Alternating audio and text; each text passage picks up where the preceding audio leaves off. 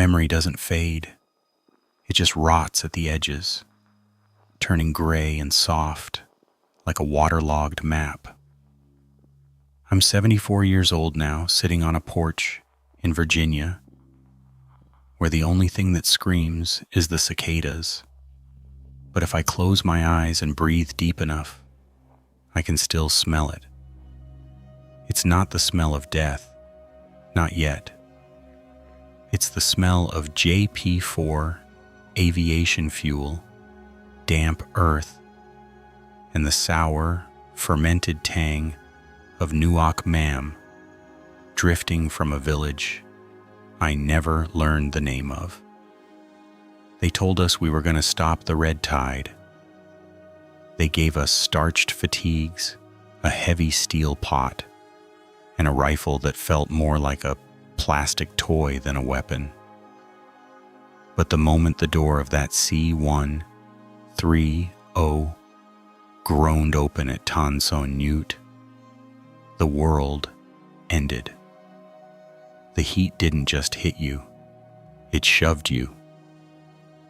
It was a physical weight, 90 degrees with 100% humidity, smelling of burning human waste and diesel.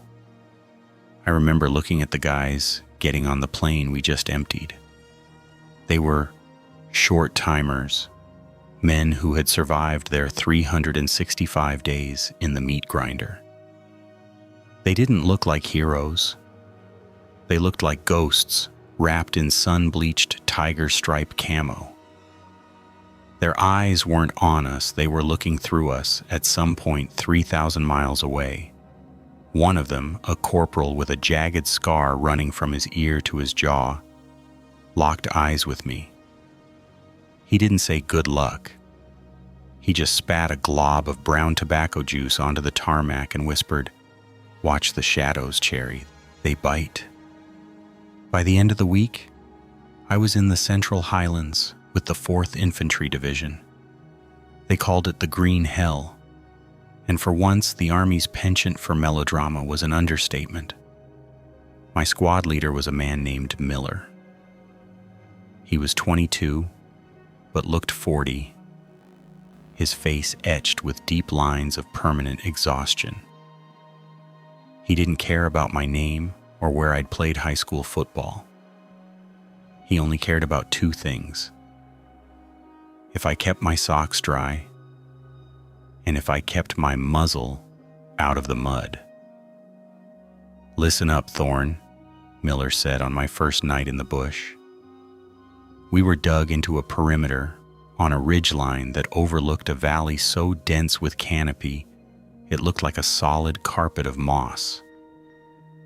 The NVA aren't like the VC. They aren't farmers with pitchforks, they're professionals. They're ghosts that know how to bleed you. You see a vine move against the wind, you tell me. You hear a bird stop singing, you tell me.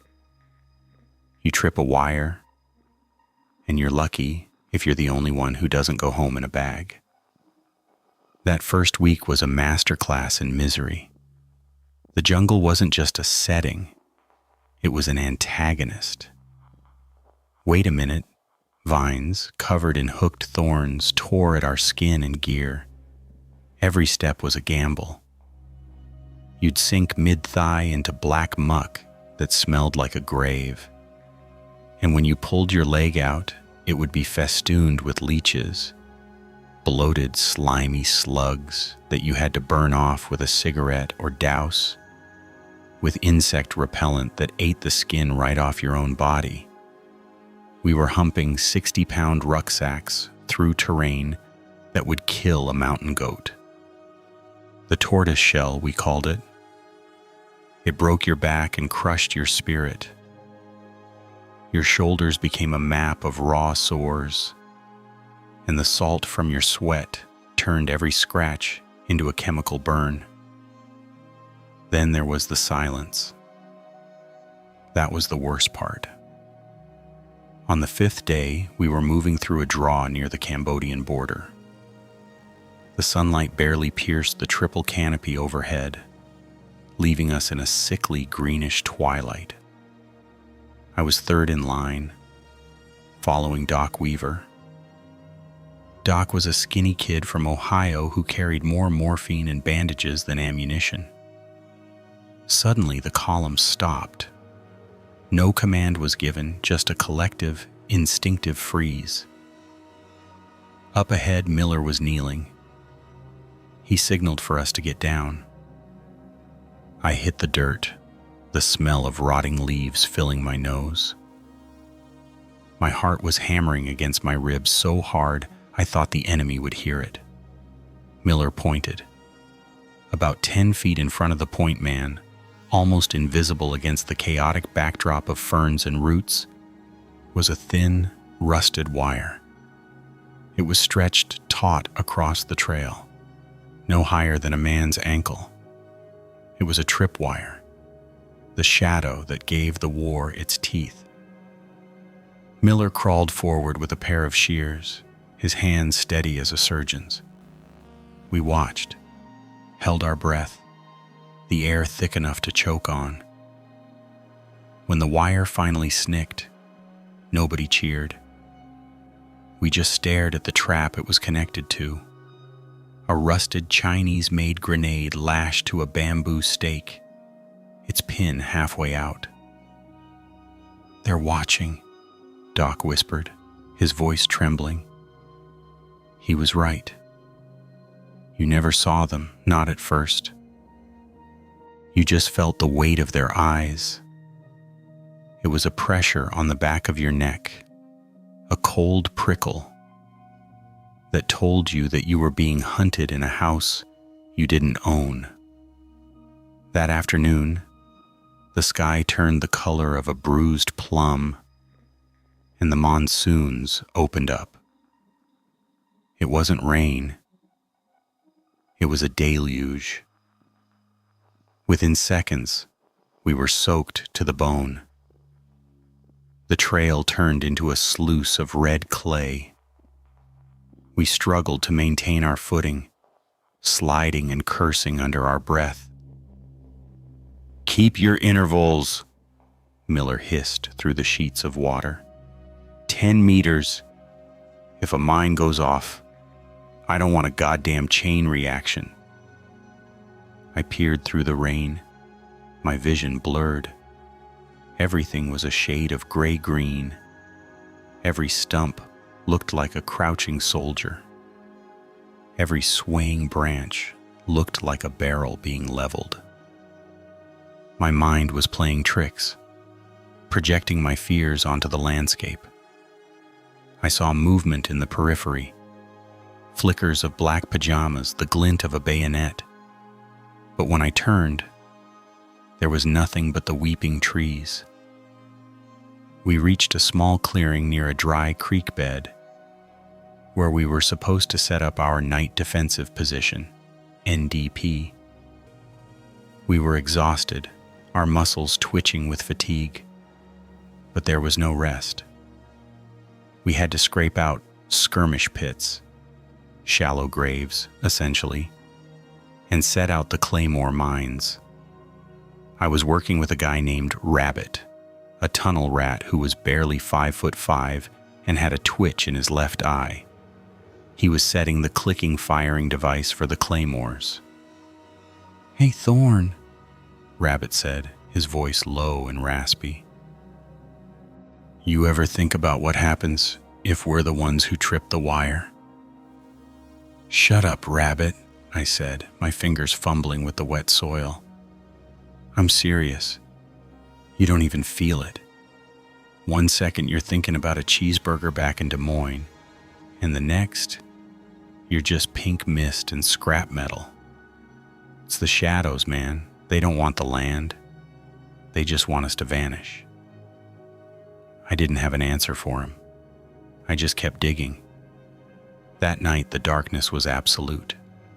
In the bush, when the moon is covered by clouds and the canopy is thick, you can't see your own hand 6 inches from your face. You rely on your ears. You listen to the drip, drip, drip of water. You listen to the scurrying of rats. And you listen for the sound of a footstep. that doesn't belong to a four-legged animal. I was on second watch, sitting in the mud with my M16 across my knees. The rain had slowed to a drizzle. I was staring into the blackness, my eyes straining until they ached. Then I heard it. Clack. It was a sharp, metallic sound, like a bolt being pulled back or two stones being struck together. It came from the dense brush about 20 yards to our front.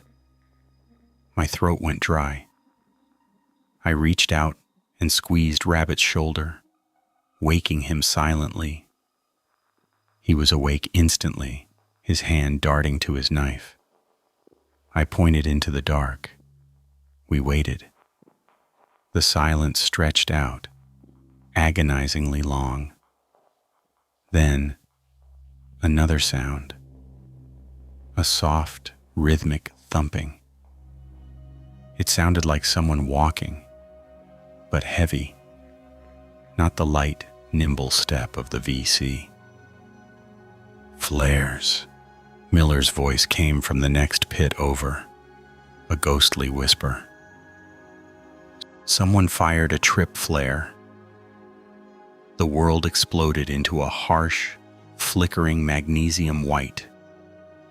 The shadows stretched and danced wildly as the flare drifted down on its parachute. For a heartbeat, the clearing was illuminated. There, standing at the edge of the bush, wasn't a North Vietnamese platoon.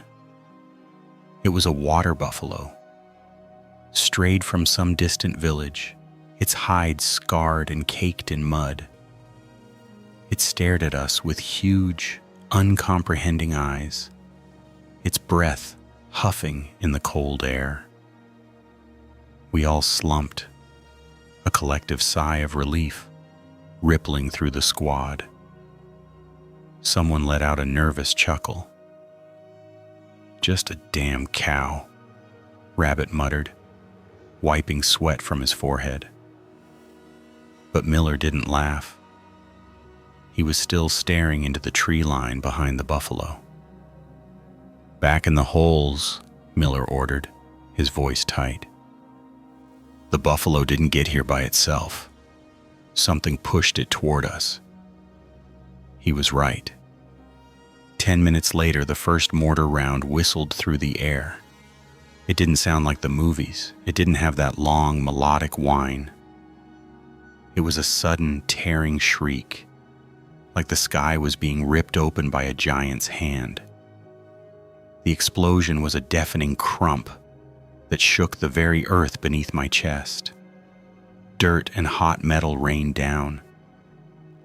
Then came another, and another.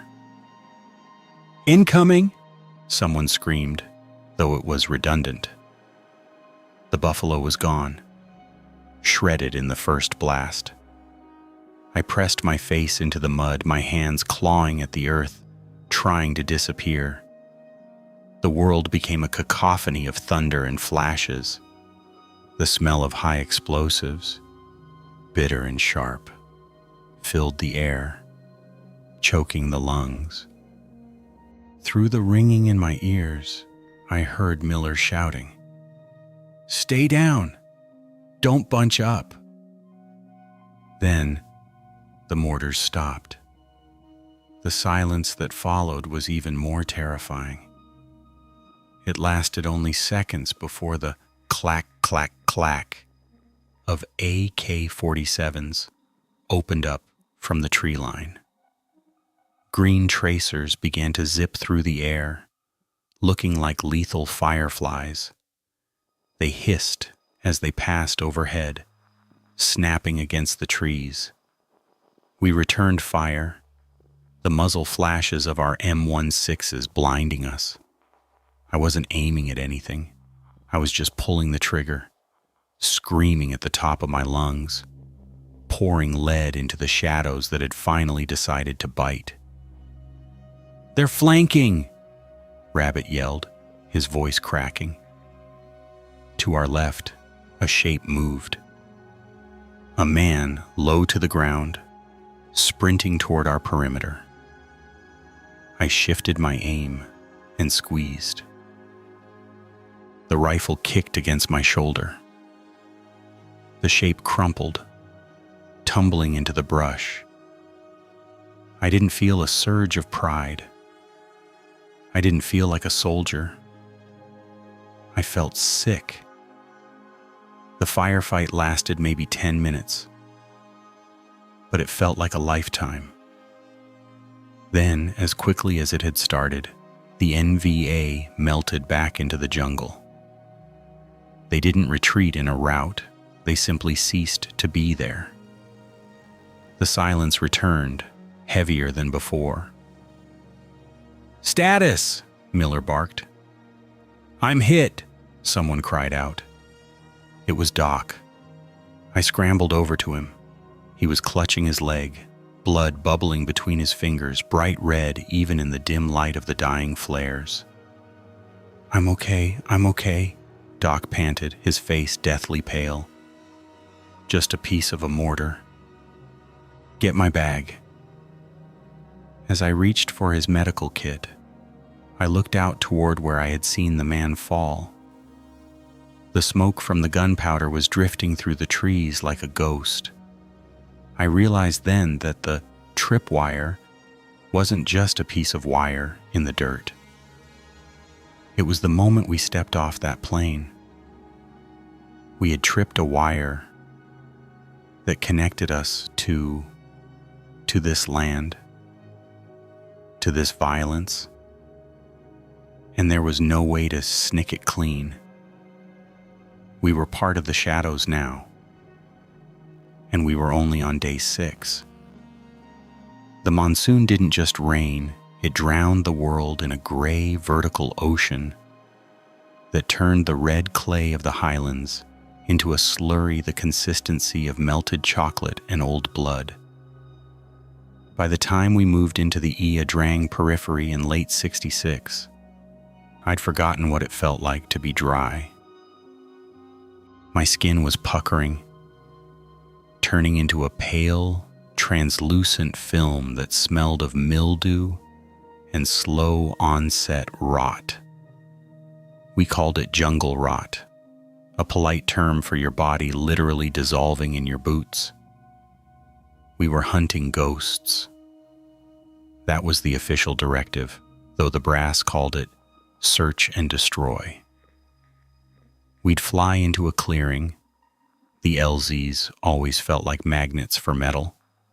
Hump 30 clicks through wait-a-minute vines that tore at your neck like serrated knives, and find nothing but abandoned hooches and the lingering scent of wood smoke. Then, the moment we stopped to breathe, the shadows would scream. The transition from boredom to butchery was always instantaneous. There was no middle ground, no crescendo. 1 second you're arguing about whether a burger from a joint in Des Moines had more grease than a C-ration tin of ham and lima beans. The next, the man next to you is missing his jaw, and the air is made of lead. We were moving through a draw near a nameless ridge when the world broke. I was third in line behind Miller, a kid from Pennsylvania who still had a picture of his high school sweetheart taped inside his steel pot. He stepped on something that didn't crunch. It clicked. In the movies, there's a pause, a moment for a final word. In reality, there is only the crump of the pressurized mine and the wet, slapping sound of what used to be a human being hitting the canopy leaves. "Contact!" someone screamed. But the jungle was already screaming back. The NVA were dug into spider holes along the ridge, invisible under layers of palm fronds and dirt. They didn't use red tracers like we did. They used green. The forest became a lattice of emerald light, stitching the air between the teak trees. I dived into the mud, the taste of copper and grit filling my mouth. I couldn't see anything to shoot at, so I shot at the muzzle flashes.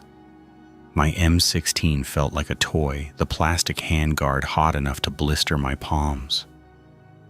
"Miller's down! Miller's gone!" Sarge was bellowing, his voice cracking over the rhythmic thud, thud, thud of an M60 opening up from our flank.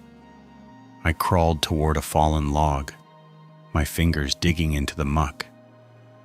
I saw Miller, or what was left. The mine had taken him from the waist down. He wasn't dead yet, which was the worst part. He was looking at his hands, trying to find something to hold on to. But there was nothing but the slurry. He wasn't screaming for a medic.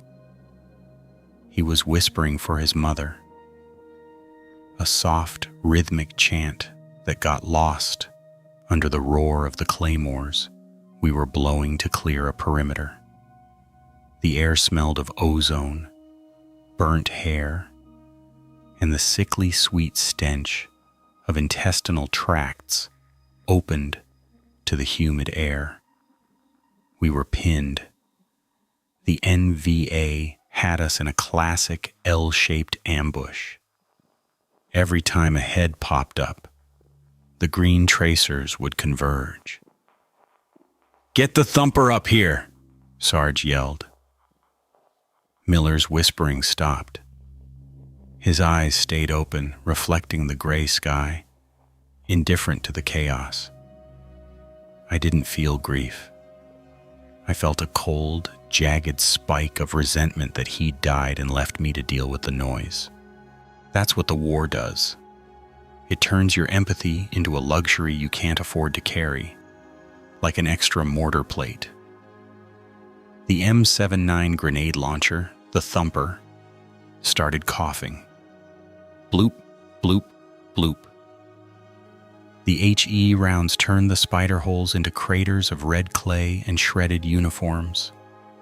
We moved then, not because we were brave, but because staying still meant dying in the mud.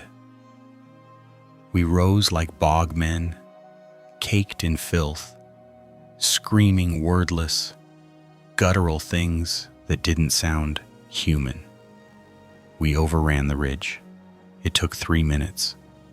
It felt like 3 years. When we reached the NVA positions, there were no monsters there. Just small, wiry men in pith helmets and rubber tire sandals. One was still alive, his chest a ruin of shrapnel. He looked about 17. He was clutching a photograph too, just like Miller. I didn't look at it. I didn't want to know his name or the face of the woman who would never see him again. I watched as one of our guys, a quiet kid named Evans, who used to be a choir boy, walked up and put a round through the boy's head without blinking. "Check the bags," Sarge said, his voice hollow. "Check for intelligence." There was no intelligence, only rice, dry tea, and letters we couldn't read. The rain started again, heavier this time, washing the blood off the leaves and back into the earth. We sat in the mud among the dead, waiting for the dust-offs that would take Miller's remains and the other 3 boys we'd lost in the first 30 seconds.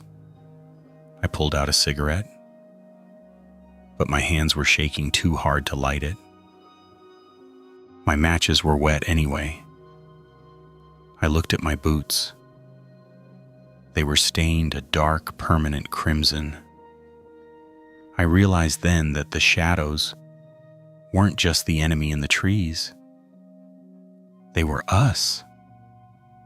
We were becoming the very things that haunted the woods.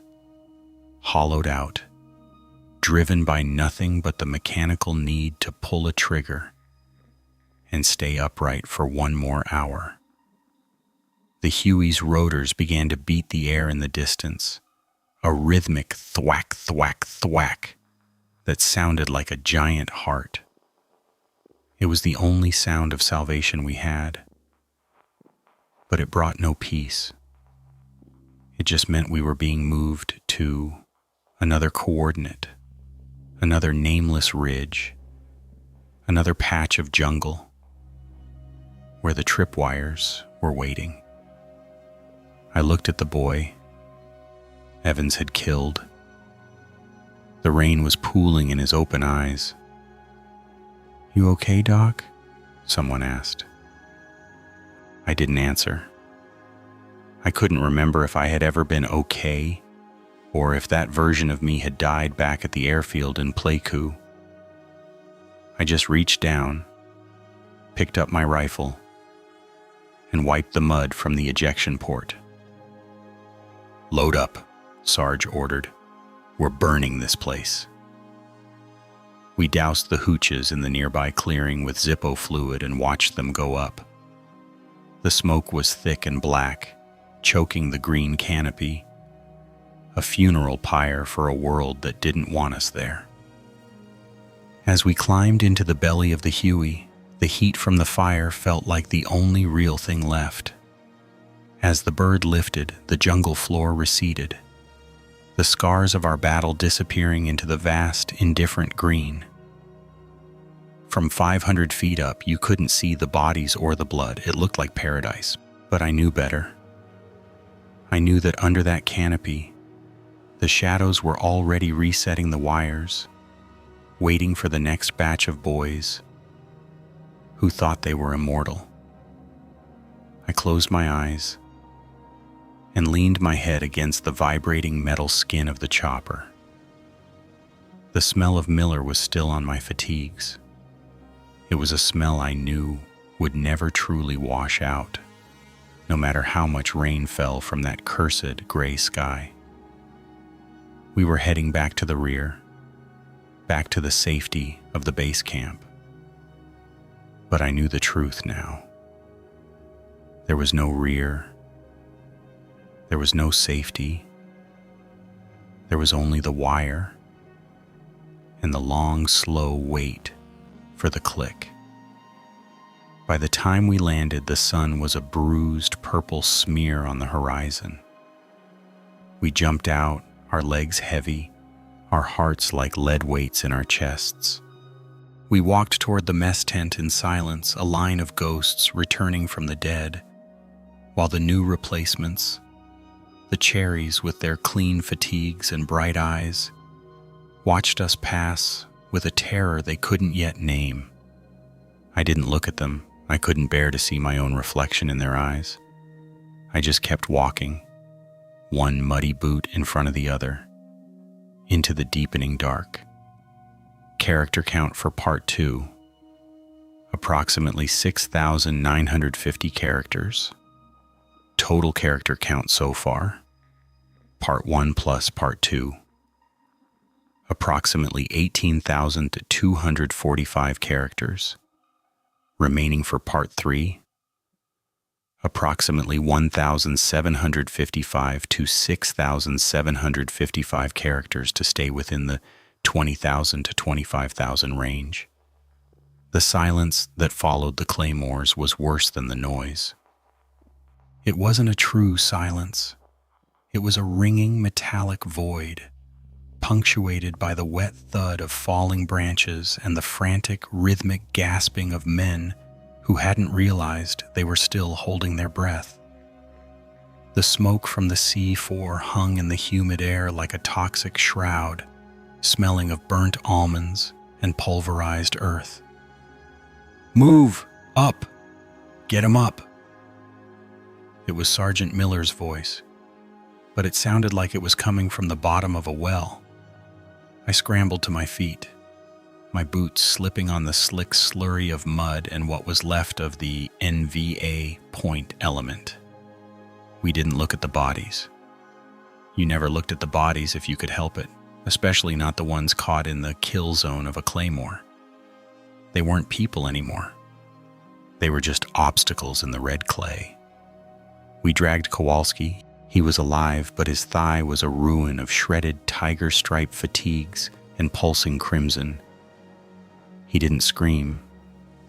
He just stared at the canopy with eyes that had already left the valley. We lugged him through the wait-a-minute vines, the thorns tearing at our skin, but no one felt the pain. The adrenaline was a cold fire in our veins, numbing everything but the primal need to reach the LZ. The extraction point was a bald patch of earth on a ridgeline that felt 1,000 miles away. We could hear the NVA whistling to each other in the brush, low bird-like calls that signaled they were flanking us. They knew we were heavy, slowed down by our wounded. They were hunting us with a patient, predatory discipline. "Dust off, this is Prancer 6-4, we are at the limit, over!"